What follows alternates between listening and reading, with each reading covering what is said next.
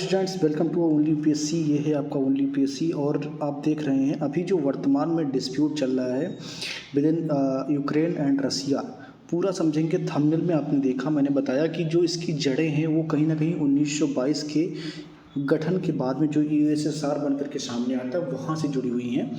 तो इस वीडियो में हम यही समझेंगे कि यूएसएसआर का इसमें क्या रोल होने वाला है। पूरा का पूरा जब तक आप जड़ नहीं समझ पाएंगे तो वर्तमान परिस्थिति को समझना थोड़ा मुश्किल है। तो वीडियो में आखिर तक आप बने रहेंगे तो पूरी बात आपको समझ में अच्छे से आ जाएगी कि आखिर जो अभी आपको दिख रहा है कि गोले बारूद दग रहे हैं, रसिया बहुत ज़्यादा अग्रेसिव होकर के यूक्रेन के ऊपर जो है अटैक कर रहा है। एक समय था कि यूक्रेन जो है एक पार्ट था किसका, रसिया का। और लेनिन कहा करते थे कि जिस तरीके से शरीर के लिए एक सिर महत्वपूर्ण है उसी प्रकार यूक्रेन रसिया के लिए महत्वपूर्ण है। तो ऐसा क्या हो गया इन कुछ वर्षों में कि आज दोनों देश एक दूसरे से युद्ध कर रहे हैं, एक दूसरे से युद्ध के मुहाने पर खड़े हैं। तो इसके इतिहास को हमें समझना होगा पहले। तो चलिए, जो लोग वीडियो पहली बार देख रहे हैं, चैनल पर नए हैं, चैनल को सब्सक्राइब कर लें, बेल आइकन को प्रेस कर लें ऐसे ही वीडियोस को देखने के लिए। चलिए, तो लेट नहीं करते हैं, पहले वीडियो को स्टार्ट कर लेते हैं और शुरुआत करते हैं 1917 से।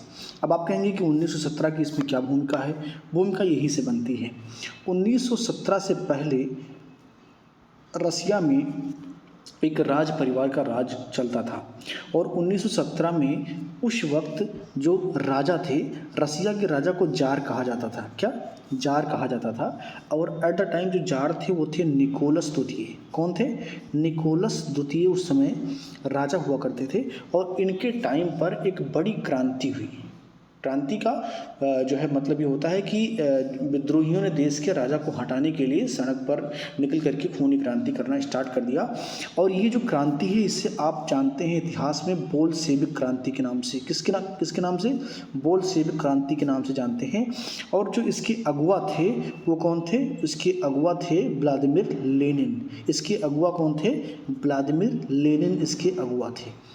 ये जो लेनिन है ना, ये जर्मनी में इससे पहले जो है छिपकर बैठा हुआ था। राजा ने इसको बाहर निकाल दिया था क्योंकि लेनिन के अंदर वो विद्रोही भावना थी और जिसका थ्रेट था जार को हमेशा से, तो उसने बाहर कर दिया। और लेनिन ने वहीं जर्मनी से बैठे बैठे जो है अपना प्रोपेगेंडा वार स्टार्ट करके रखा। और जब उसको ये लगा कि नहीं, अब उसका देश उसके साथ खड़ा है, वो अब क्रांति कर सकता है, तो जर्मनी से रसिया वापस आता है और उसके बाद में एक बड़ी क्रांति होती है। और उसके बाद में जो जार है ना, उनकी सत्ता को समाप्त कर दिया जाता है। और ये जो रसिया की क्रांति है ये होती है 1917 ईस्वी में। तो आपने ये सब पढ़ा होगा इतिहास की किताबों में, क्लास 10th की इतिहास की किताब में रूस की क्रांति में आपने ये सारी चीज़ पढ़ ली होंगी। अब इसके पीछे का इतिहास क्या है कि क्यों रूस क्रांति हुई थी, इसमें आपको नहीं जाना है। अब हुआ क्या कि जब रूस की क्रांति हो गई तो जितने छोटे छोटे स्टेक होल्डर हैं वो भी अलग अलग स्वतंत्र रूप से अपना एक अस्तित्व बनाने का प्रयास करने लगे। तो ये जो यूक्रेन आप पूरा देख रहे हैं ना, ये जो पूरा यूक्रेन का पार्ट है ये भी उस वक्त आज़ाद हो गया क्योंकि ये भी उसी जार के राजवंश का हिस्सा था। यूक्रेन जब आज़ाद हुआ तो यहाँ के लोगों ने बड़ा अच्छा महसूस किया क्योंकि उससे पहले जार बहुत ज़्यादा तानाशाही करता था। तो यहाँ के जो लोग हैं, यूक्रेन के जो लोग हैं, इन्होंने एक जो है स्वाद चख लिया। जैसे कहा नहीं जाता कि शेर के मुंह में खून लग गया तो वो नरभक्षी हो जाता है। तो ऐसे ही यूक्रेन को जो है एक स्वतंत्रता का एक खुशबू, उसका स्वाद मिल गया। तो इन्होंने सोचा कि मैं फ्री रहूँगा। बट एट द टाइम क्या हुआ कि जब लेनिन ने पूरे जो है राजसत्ता को हटा दिया तो उनका जो प्रयास था वो ये था कि उसके आसपास के जितने छोटे मोटे देश हैं उनको मिलाकर के एक संगठन डेवलप किया जाए ताकि वो बहुत मजबूती से आगे बढ़ सकें और विकास कर सकें। और ख़ासकर जिस विचारधारा को लेकर के वो चले थे, साम्यवाद, इस साम्यवादी विचारधारा को आगे बढ़ा सकें। और इसी प्रयास के तहत 1922 में व्लादिमीर लेनिन ने यूएसएसआर का गठन किया। किसका? यूएसएसआर का गठन किया। यूएसएसआर का फुल फॉर्म क्या है? Union of Soviet socialist republics.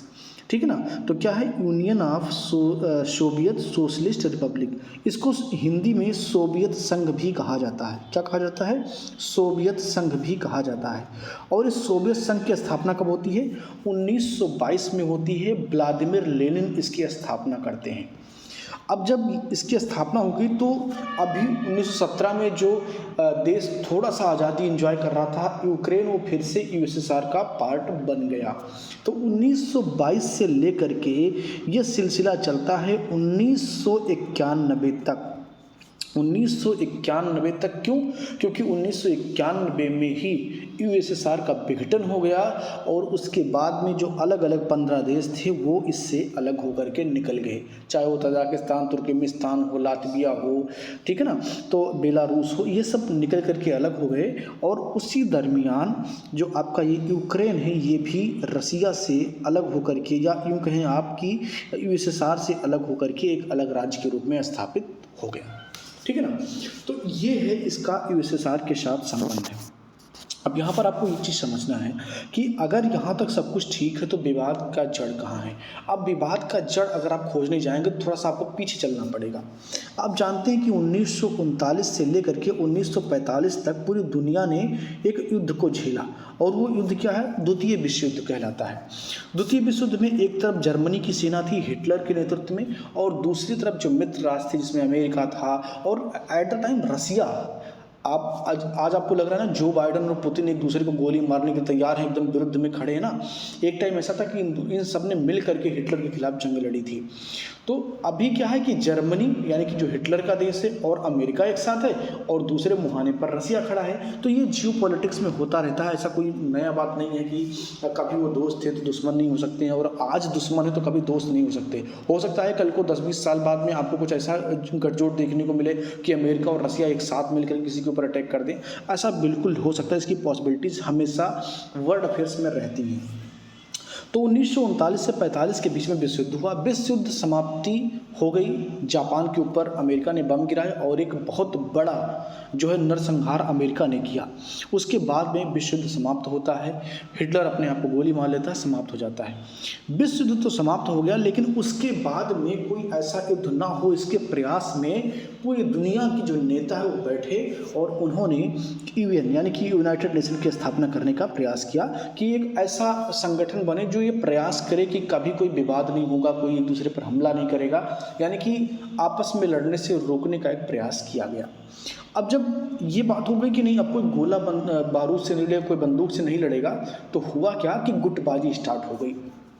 America ने प्रयास ये किया कि पूरी दुनिया उसके इशारों पर घूमे, तो वो सबका चाचा बनने का प्रयास हमेशा से करता रहता है। आज भी देख लीजिए कहाँ यूएसए है और कहाँ यूक्रेन है। ये सारी लड़ाई अमेरिका की लगाई हुई है। आप देख लीजिए कि अमेरिका की वजह से कितने युद्ध दुनिया ने झेले हैं। वियतनाम युद्ध, अफगानिस्तान में जो ये अभी पूरा कांड आपने देखा, इसका पूरा रचा बनाया अमेरिका का है।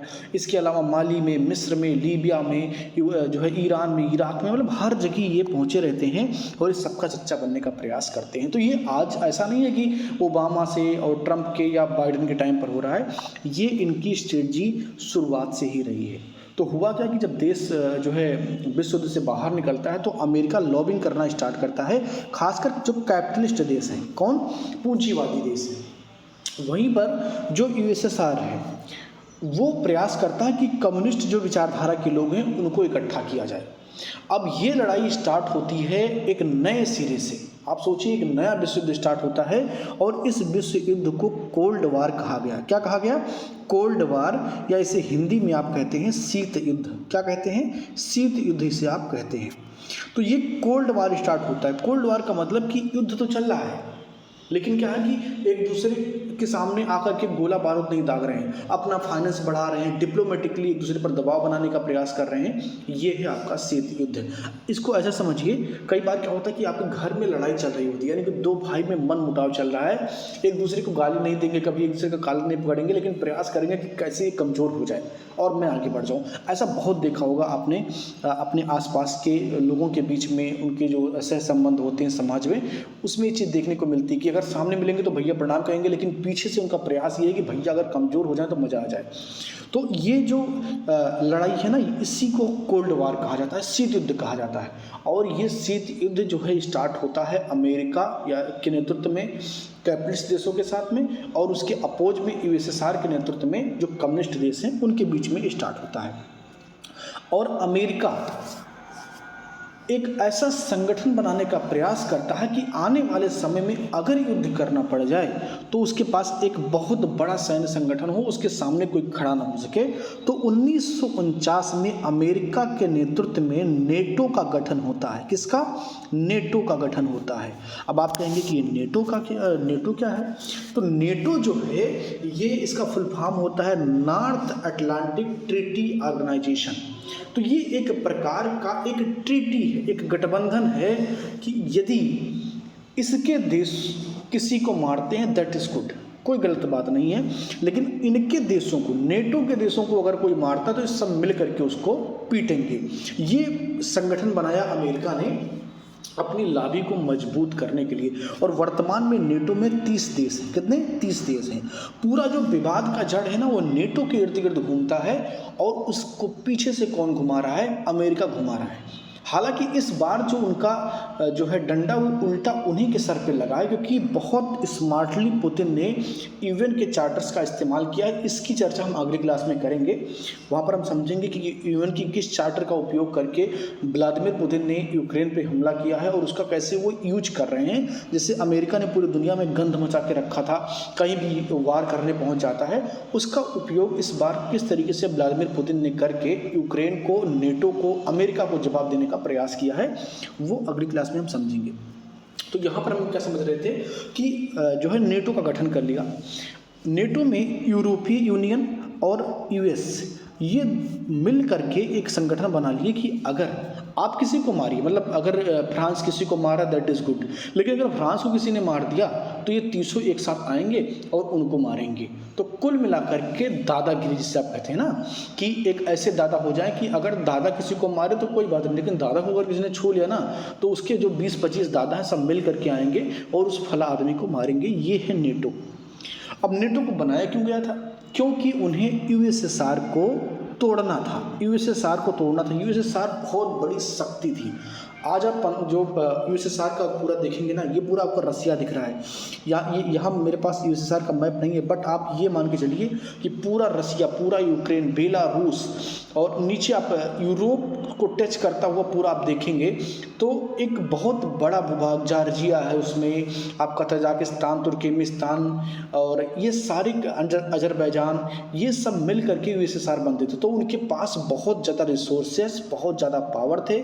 और यही नहीं, यूएसएसआर के समर्थन में उत्तर कोरिया और वियतनाम और थोड़ा बहुत अफगानिस्तान भी यूएसएसआर का बहुत लंबे समय तक अफगानिस्तान पर राज रहा है।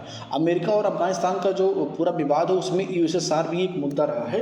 तो अमेरिका उसको बर्बाद करने के लिए नेटो का इस्तेमाल कर रहा था और उसके प्रयास इसी प्रकार रहे हैं 1949 से लेकर के टिल नाउ, अभी तक। तो लड़ाई का जो पूरा केंद्र बिंदु है वो अभी भी कैपिटलिज्म वर्सेस कम्युनिज्म चल रहा है और उसी का परिणाम यहाँ पर देखने को मिल रहा है। तो 1949 में नेटो का गठन होता है और उसके बाद में 1991 तक ये प्रयास करते रहते हैं और फाइनली ये लोग यूएसएसआर का विघटन कराने में सफल हो जाते हैं। तो यूएसएसआर का विघटन हो जाता है और होता क्या है कि 70 से 80% जो है रसिया को छोड़ करके बाकी जितने छोटे छोटे देश थे वो अलग हो जाते हैं यूएसएसआर से। और उसी के बाद में यूक्रेन भी अलग हुआ। जब ये अलग हो गए उसके बाद नेटो ने अपना जाल फेंकना नए सिरे से स्टार्ट किया और उन्होंने ये प्रयास स्टार्ट किया कि जितने देश यूएसएसआर से टूटे हैं उनको नेटो कंट्रीज बनाया जाए। और उनका उद्देश्य क्या है, अल्टीमेट गोल क्या है कि वो रसिया को थ्रेट पहुंचाएं। अभी अमेरिका जब चौधरी बनता है दुनिया का तो उसके सामने 2-3 शक्तियाँ केवल देखने को आपको मिल सकती हैं। अभी पिछले 2010-11 के बाद से चाइना देखने को मिलता है, लेकिन अमेरिका जो है ना 1945 से उसके सामने सीना चौड़ा करके खड़ा हुआ है, रूस खड़ा हुआ है अमेरिका के सामने कि मैं तुम्हें मनमानी नहीं करने दूंगा। तो पूरा का पूरा जो अमेरिका का प्रयास है या यूरोपीय यूनियन का प्रयास है वो चाहते हैं कि रसिया बर्बाद हो जाए। अगर रसिया बर्बाद हो जाएगा तो वो पूरी दुनिया पर एक छत्र राज करेंगे, कोई भी नियम बनाएंगे, कोई भी नियम तोड़ेंगे, जो मर्जी होगा वो करेंगे। और ये प्रयास ये 1945 से कर रहे हैं। आप कल्पना कीजिए कि कितने लंबे 70 से ज़्यादा वर्षों से ये लोग प्रयास कर रहे हैं और इन्होंने काफ़ी कुछ नुकसान भी पहुँचाया। यूएसएसआर को तोड़ दिया, रसिया को कमज़ोर करने के लिए बहुत सारी लॉबिंग किया और उसी का परिणाम ये यूक्रेन युद्ध है। तो अभी हुआ क्या है, वर्तमान, अब हम इतिहास को समझ के हम वर्तमान में आते हैं। तो हुआ ये है कि जो यूक्रेन है ना, एक लंबे समय तक ये जो है बिल्कुल यूएसएसआर के रास्ते पर ही चल रहा था, रसिया के इशारे पर काम कर रहा था। और 1991 से लेकर के 2014 तक ये प्रो रसिया था और पूरी तरीके से रसिया जो चाहता था उसके हिसाब से काम कर रहा था, क्योंकि रसिया ने बहुत सारी यहाँ पर जो है मिसाइलें बनाई, बहुत सारे यहाँ पर जो है लड़ाकू विमान, टैंक वगैरह बनाए, परमाणु हथियार भी रसिया के सब लगभग यही बनते थे, यानी कि ये एक तरीके से पार्ट था रसिया का। लेकिन 2014 में एक खेल यहाँ हुआ, क्योंकि इसका प्रयास लगातार नेटो करता रहा है। खेल ये हुआ कि जनता के मन में धीरे धीरे रसिया के खिलाफ विद्रोह कराना प्रारंभ किया यूरोपीय यूनियन और अमेरिका के देशों ने, और ये कहा कि आप लोग रसिया की जो है एक गुलामी क्यों कर रहे हैं, आप स्वतंत्र देश हैं तो आपको रसिया की गुलामी करने की आवश्यकता नहीं है। तो ये लड़ाई लड़ाने का प्रयास किया नेटो ने, और उन्होंने कहा कि सबसे पहले आपको यूरोपीय यूनियन में शामिल होना चाहिए। तो यूरोपीय यूनियन में शामिल करने के लिए अमेरिका सहित नेटो ने बहुत बड़ा प्रयास किया। एट द टाइम क्या था कि पेट्रोनोइक जो हैं वो राष्ट्रपति थे यूक्रेन के और वो प्रो रसिया थे। तो उन्होंने कहा नहीं भाई साहब, ये नहीं हो सकता, हम अगेंस्ट द रसिया नहीं जा सकते हैं, क्योंकि रसिया एक बहुत बड़ा मिलिट्री पावर है, अगर हम उसके अगेंस्ट गए तो वो मुझे रहने नहीं देगा यहाँ पर। और वो बिल्कुल भी इस बात को तैयार जो है नहीं मानते थे कि हमें यूरोपीय यूनियन में शामिल होना है, क्योंकि यूरोपीय यूनियन में शामिल होने के बाद में पक्का पता था कि ये नेटो में ये लोग शामिल होने जाएंगे। लेकिन वहाँ की जो जनता थी, खासकर जो वेस्टर्न पार्ट है यूक्रेन का, जो पश्चिमी इलाका है, वहाँ के लोग इस बात से जो है एग्री करते थे कि उन्हें यूरोपीय यूनियन में शामिल होना चाहिए। अतः उन्होंने राष्ट्रपति के खिलाफ ही क्या कर दिया, जो है आंदोलन कर दिया और राष्ट्रपति को ही पद से हटना पड़ा। तो जो पेट्रो हैं वो रसिया भाग गए, क्योंकि प्रो रसिया थे। अब ऐसे में क्या हुआ कि यूरोपीय यूनियन में यूक्रेन शामिल हो गया। अब यूरोपीय यूनियन में यूक्रेन शामिल हो गया तो रसिया शांत कैसे बैठेगा, उसने बहुत ही एग्रेसिव तरीके से अटैक किया यूक्रेन की छोटी सी जगह पर, जिसका नाम है आपका क्रीमिया। क्रीमिया 2014 तक यूक्रेन का पार्ट था, लेकिन रसिया ने 2014 में उस पर हमला करके उसे अपना पार्ट बना लिया और उसे यूक्रेन से अलग कर दिया। दंडित किया यूक्रेन को कि हाउ डेयर यू, आपने किया है कैसे, आप यूक्रेन के साथ यूरोपीय यूनियन के साथ कैसे जा सकते हैं। तो इसके लिए दंडित किया गया जो है यूक्रेन को, और क्रीमिया को जीत लिया गया। और ये जो पूरा रीजन आप देख रहे हैं, जो ये सागर वाला पार्ट आपको दिख रहा है, यहाँ पर पूरा अधिकार कर लिया किसने, रसिया ने। और रसिया ने कहा कि सुन लो भैया, अगर इसके आगे बढ़े, अगर तुमने ये प्रयास किया कि तुम नेटो में जाओगे तो परिणाम बहुत बुरे होंगे। तो ये जो लड़ाई है ना, ये 2014 से ही चल रही है, ये लड़ाई कोई नई नहीं है, ठीक है ना।